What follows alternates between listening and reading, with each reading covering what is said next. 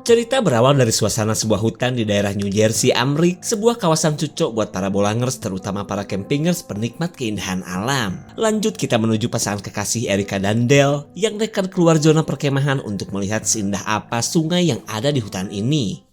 Did you hear that? Dale heran kenapa suara burung mendadak tidak terdengar lagi. Tapi menurut Erica mungkin para penghuni hutan sedang fokus melihat kebersamaan mereka yang sudah seperti Romeo dan Juliansa. Lalu Erica yang kebelet ngompol izin ke semak-semak untuk nyetandar dua dulu sebelum lanjut ke lokasi sungai.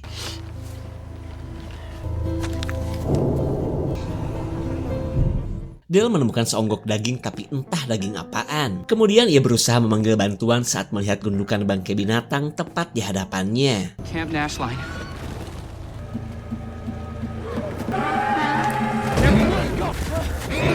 Dale melihat kematian seekor rusa yang dipenuhi luka soek di tubuhnya. Ia pun bertanya-tanya tentang apa atau siapa yang telah melakukan semua kengerian ini.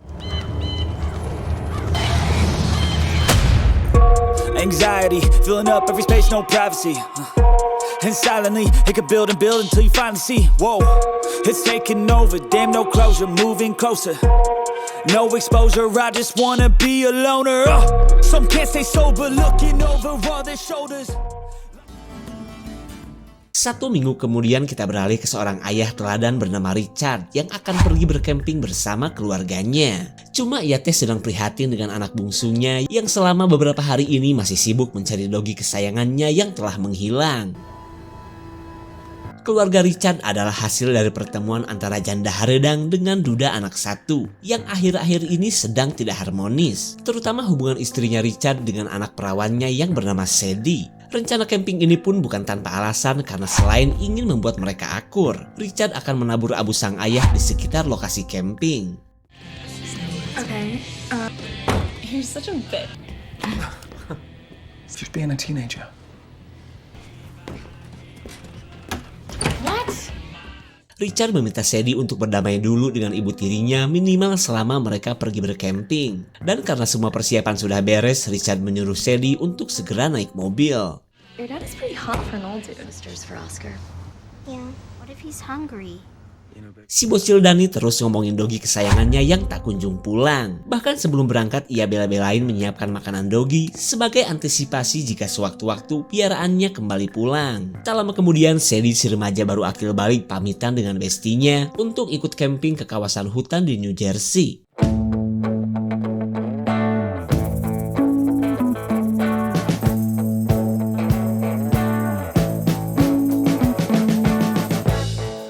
Richard benar-benar happy karena akhirnya kesampaian juga membawa keluarganya ke lokasi camp tempat favorit ia dan almarhum ayahnya. Bahkan demi bisa berquality time, Richard mengharamkan anak dan istrinya pegang HP selama bercamping 4 hari 4 malam.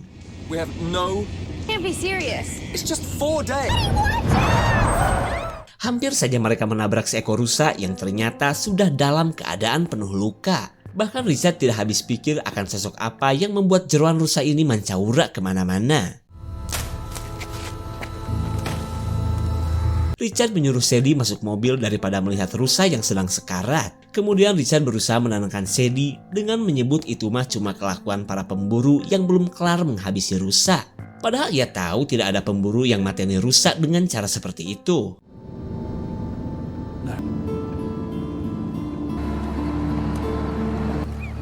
Help you.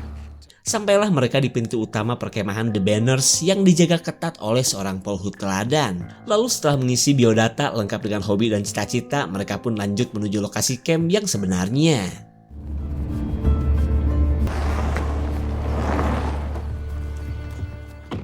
Karena bertepatan dengan hari libur, lokasi perkemahan terbilang ramai oleh pengunjung. Lalu ketika Richard sudah beberes, Sadie si remaja kumincir malah tebar pesona sama kakak-kakak tampon yang juga baru datang. Sementara itu Richard ditemui Pak Polhut yang mencoba akrab dengan para pengunjung. Lalu Pak Polhut mengingatkan Richard agar tetap berada di zona perkemahan, mengingat seminggu yang lalu ada sepasang pengunjung yang diduga dimakan oleh beruang. Di mana pasangan tersebut adalah Dale dan Erica yang kita lihat di awal film.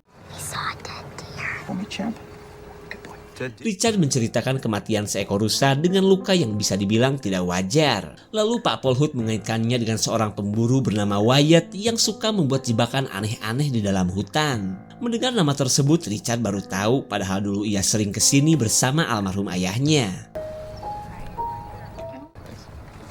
Anak setan. Who's your new friend, say? Can you help me? Mereka tidak menyangka lokasi camping sangat penuh, berisik, dan dimeriahkan suara-suara gadget para pengunjung. Bahkan Richard melihat para pemuda bangor yang dari tadi terus godain anaknya. So it'll cool down in a few minutes. Richard terpaksa mendirikan tenda di lokasi yang berasa di tengah-tengah pasar. Namun ia harus tetap terlihat bahagia di tengah kondisi tubuhnya yang sedikit meriang.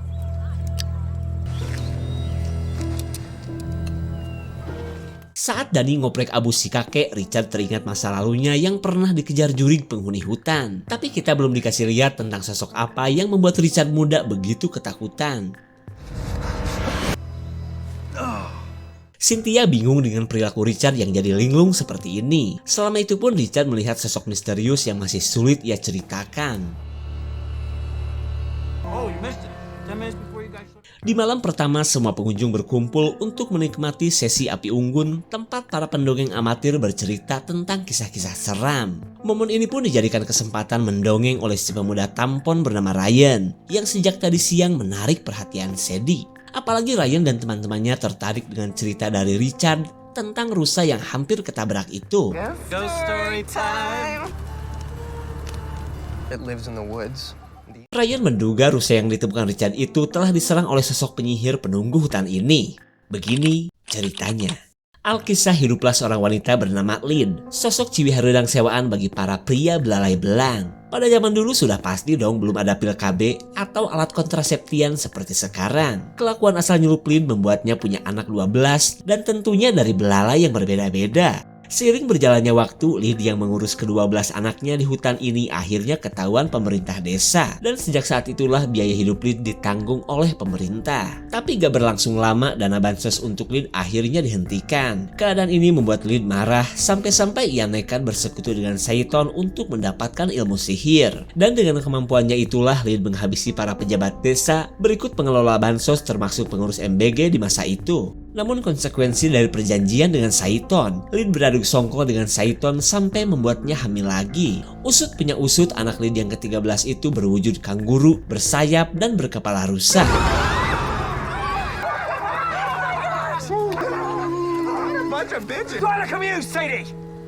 Richard gak terima anaknya dikagetkan oleh teman-teman Ryan yang sedang mabok. Pria bernama Jack ini pun tidak menyangka karena bukannya ketawa, nih orang tua malah mengeluarkan kata-kata dajal. Yo, bro. Sorry.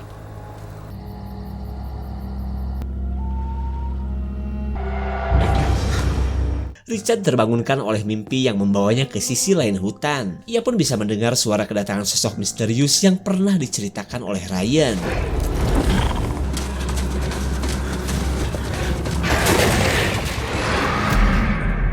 Cynthia akhirnya menemukan Richard yang sempat tidur sambil berjalan. Lalu amarah Richard kembali memuncak saat ia mengetahui Cynthia masih membawa HP.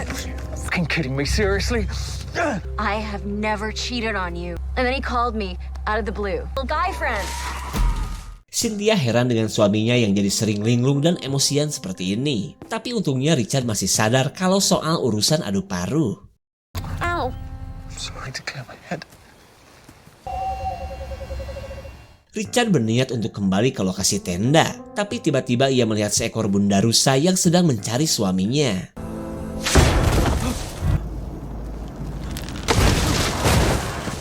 Kok bisa-bisanya ada bangkai rusa jantan yang jatuh dari atas pohon? Richard pun penasaran dengan sosok macam apa yang ada di atas pohon. Di keesokan paginya, Richard mulai merasa puyeng disertai demam tipis-tipis. Di mana semua ini akibat dari adanya luka borok di tangan Richard. Di sisi lain, perkenalan Sadie dan Ryan kini berada di sesi curhat-curhatan. Lalu di sela obrolan mereka, Ryan menceritakan bahwa sampai saat ini si Bangor Jack belum kembali sejak keributan semalam. It's crazy.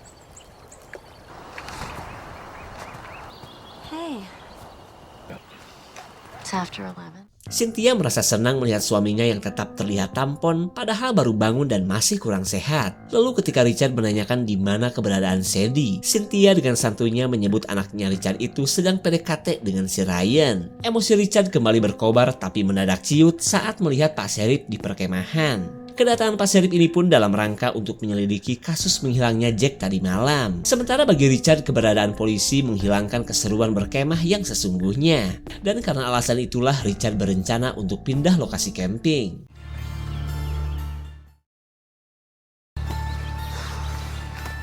I'm gonna need you to pack your things up. Richard menyuruh Sadie untuk segera beberes dan jangan kebanyakan beger di tengah leuweung. Tak lama kemudian datanglah Pak Sheriff yang akan menginterogasi Richard tipis-tipis terkait menghilangnya Jack. Kemudian Pak Sheriff memberitahu bahwa tadi malam ada seorang pengunjung yang sempat melihat Richard ke tengah hutan. Akan tetapi Richard mengaku tidak melihat Jack sejak mereka terlibat cekcok semalam. Where I'd wanna be. Richard membawa keluarganya ke lokasi favorit ia dan sang ayah yang kebilang jauh dari lokasi perkemahan utama. Lalu sambil beristirahat, si bocil Danny katanya pengen ngompol terlebih dulu.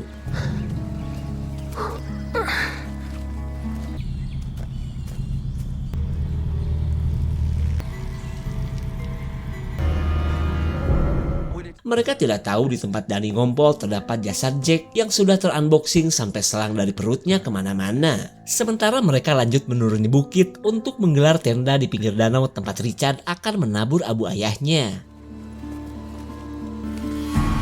Did you see that?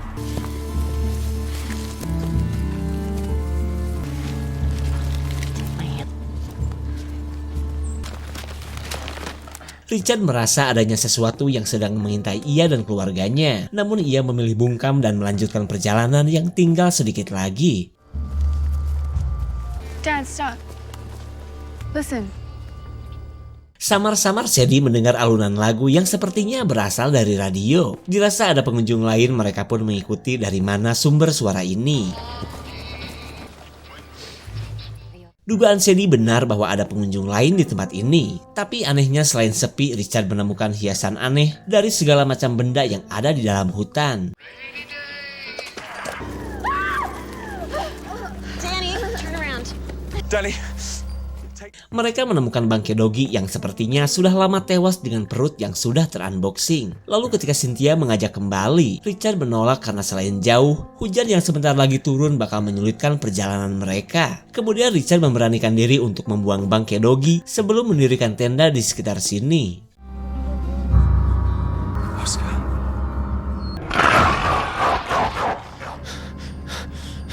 Bangkai si Doggy mengingatkan Richard terhadap anjing kesayangannya Danny. Namun Richard memilih bungkam daripada menceritakan anjingnya Danny yang sebenarnya sudah Richard habisi.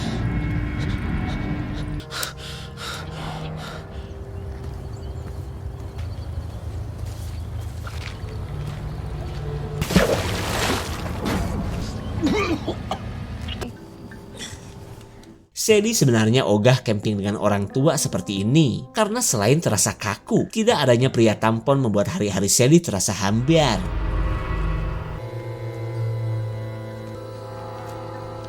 Mereka baru tahu tenda tak berpenghuni ini sepertinya telah dicakar-cakar oleh sesuatu. Di sisi lain, Richard sedang mengingat kenangan bersama ayahnya yang hobi mancing di danau ini.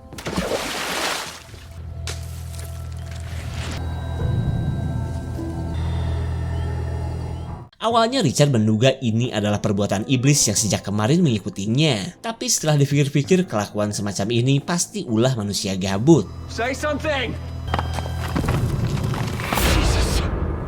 Jesus. Richard jelas heran kenapa Ryan bisa berada di daerah sini.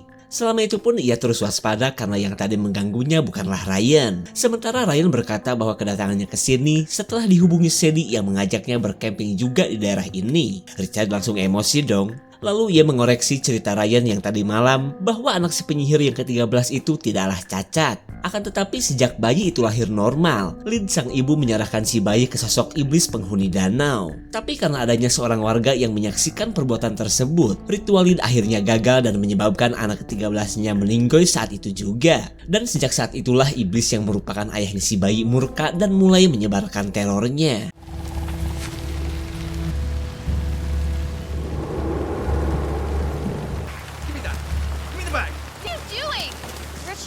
Richard ngamuk karena Sadie malah menyimpan HP dan sempat-sempatnya menghubungi Ryan. Sikap Ryan ini pun membuat Cynthia geram, terlebih yang dilakukan Sadie menurutnya masih wajar. Lalu Cynthia berusaha menyadarkan Richard jangan hanya karena sedang gak enak badan, Richard bisa semena-mena terhadap keluarganya sendiri. Kemudian Richard baru sadar mungkin keanehan yang ia alami berasal dari luka di tangannya.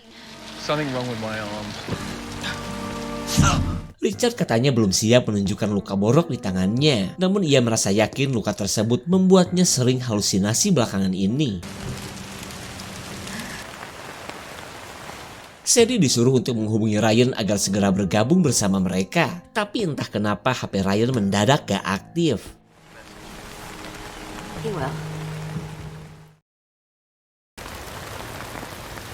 Selang beberapa saat, Cynthia mengajak pulang daripada demam Richard semakin parah. Akan tetapi Richard menolak karena ia sedang merasa ketakutan akan sosok iblis yang selalu mengintainya. Lalu Cynthia penasaran dengan gambar-gambar iblis dari buku yang Richard temukan dari tenda si campingers, di mana sosok iblis inilah yang selama ini menghantui Richard. Lalu Richard mengakui bahwa ia telah membunuh Doggy kesayangan Danny 2 minggu yang lalu, di mana semua itu bermula dari gelagat si Doggy yang mendadak jadi agresif. Strange.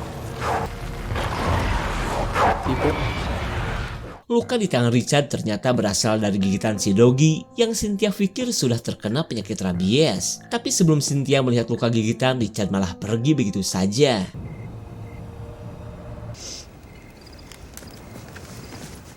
Sadie katanya heran karena sudah larut malam begini, HP Ryan masih tidak aktif. Namun ia tidak akan menyerah begitu saja dan akan terus menghubungi kenalan barunya itu. Try and leave a message.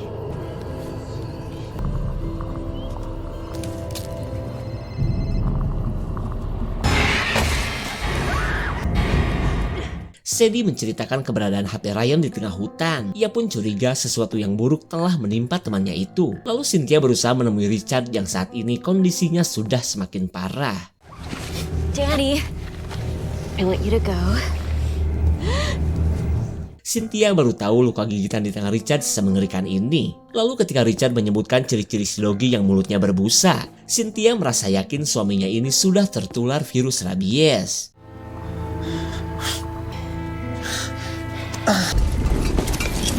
Untuk sementara Cynthia memberikan Richard obat tidur daripada terus gelisah seperti ini. Ia pun berencana untuk membawa Richard ke perkemahan utama esok hari.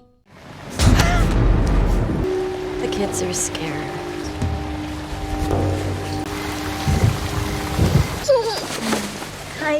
Cynthia bingung bagaimana memberitahu anak-anak akan kondisi Richard. Lalu demi keamanan, Cynthia katanya ingin numpang polor di tenda Danny.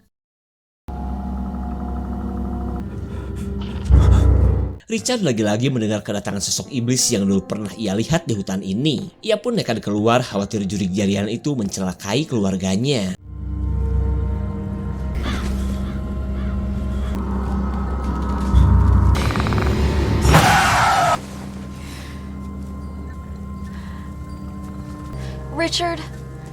Richard berkata bahwa ia baru saja melihat sosok iblis. Akan tetapi Cynthia menganggap itu cuma halusinasi dari efek rabies di tubuh Richard. Lalu ia menyuruh Richard untuk segera prepare pulang daripada kebanyakan drama seperti ini. Kemudian Cynthia memberitahu anak-anak tentang apa yang menimpa ayah mereka. Terlihat Danny pun cuma bisa melongo mendengar Doggy-nya yang terkena rabies sudah dibunbun oleh ayahnya sendiri.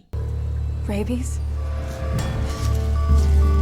Sambil menuju lokasi perkemahan, Sadie memanggil siapapun yang sekiranya bisa menolong mereka. Selama itu pun Cynthia mencari sinyal yang kadang muncul, kadang menghilang.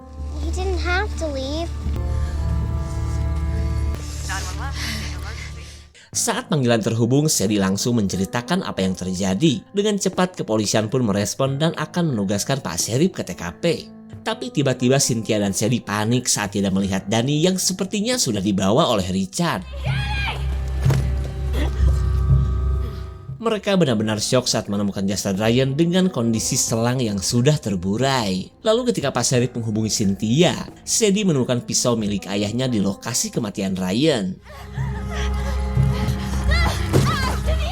Mereka merasa Richard adalah pelaku yang telah menghabisi Ryan. Terlebih kondisi Richard yang semakin aneh dan sulit dikendalikan. Keadaan ini membuat mereka semakin khawatir akan nasib Danny yang kini entah dibawa Richard kemana.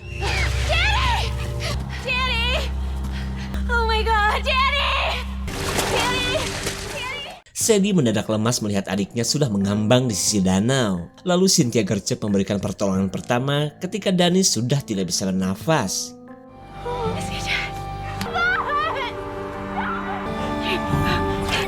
Untungnya Danny masih bisa diselamatkan setelah digenjot oleh ibunya sendiri. Lalu ketika Richard tiba-tiba nongol, Cynthia langsung nge-Wing Chun suaminya sekuat tenaga.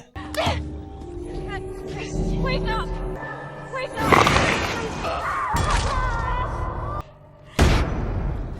Sadie berhasil menghentikan kelakuan Richard yang baru saja menganggap istrinya seorang iblis. Namun kelakuan Richard tadi telah membuat kaki Cynthia mengalami patah tulang. Cynthia Vineyard, they registered 2 days ago. Singkat cerita, para polisi kini tengah bersiap untuk melakukan pencarian terhadap keluarga Richard. Di waktu yang sama, Sadie telah mengikat ayahnya dan akan lanjut mencari bantuan bersama Danny. Kemudian ia menyuruh Cynthia untuk menunggu selama ia pergi dan kembali dengan membawa bantuan. Lalu ketika mereka akan berangkat, Richard minta tolong agar Sadie membuka ikatan di tangannya.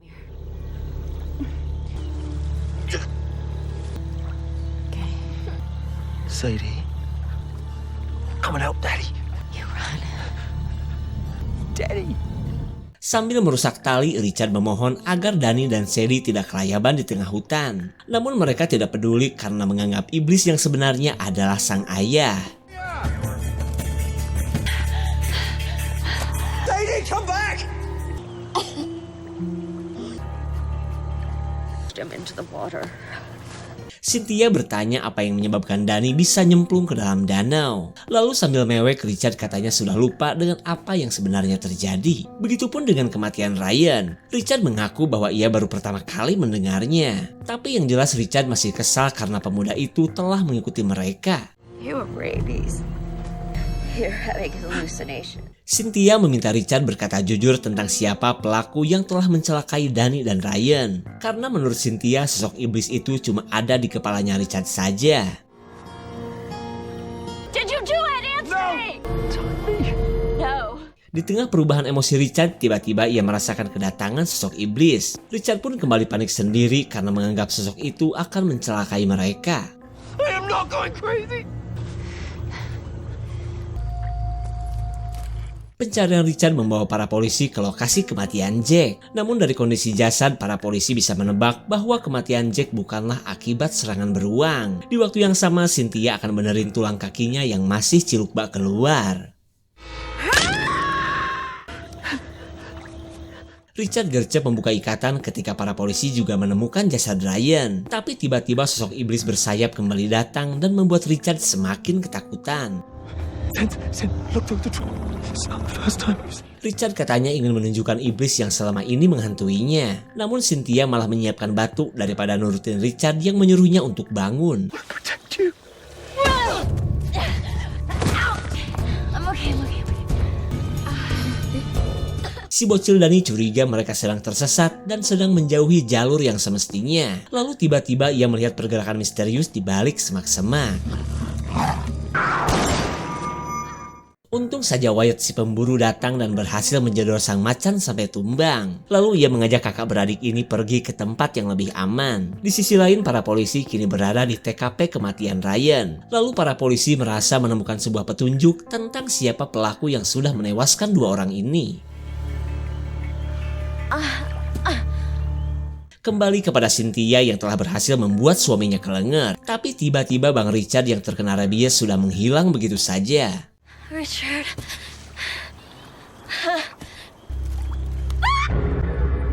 Wyatt berniat untuk mengembalikan Danny dan Sadie ke tempat orang tuanya. Di saat itu pula Richard akan mencari pertolongan setelah berhasil kabur dari Cynthia.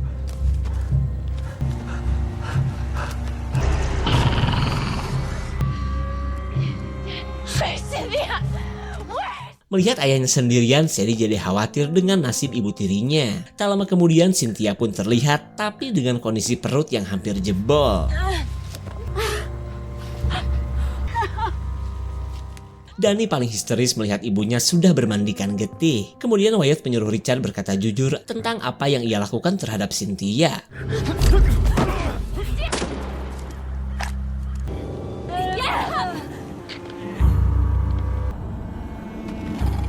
Richard kembali melihat sosok iblis yang masih terus mengintainya. Namun ia merasa sedikit lega ketika Cynthia dibawa ke tempat aman.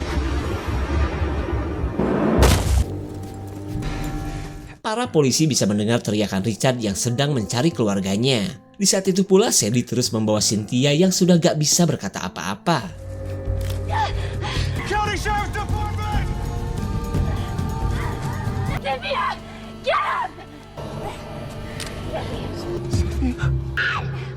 Sadie akhirnya pasang badan untuk melindungi keluarganya dari Richard. Di waktu yang sama, Richard akan melindungi keluarganya dari sosok iblis yang berada di belakang Sadie. Sadie dan Pak Paul Hood akhirnya melihat sosok iblis yang selalu dikatakan oleh Richard. Sementara Pak Sheriff malah menganggap Richard akan melukai keluarganya. Richard langsung sekarat setelah digedor oleh Pak Sheriff. Tembakan itu pun membuat sang iblis marah terhadap polisi yang sok jago di daerah kekuasaannya. Lalu sebagai balasan, si iblis akan mengunboxing perut Pak Sheriff seperti para korban sebelumnya.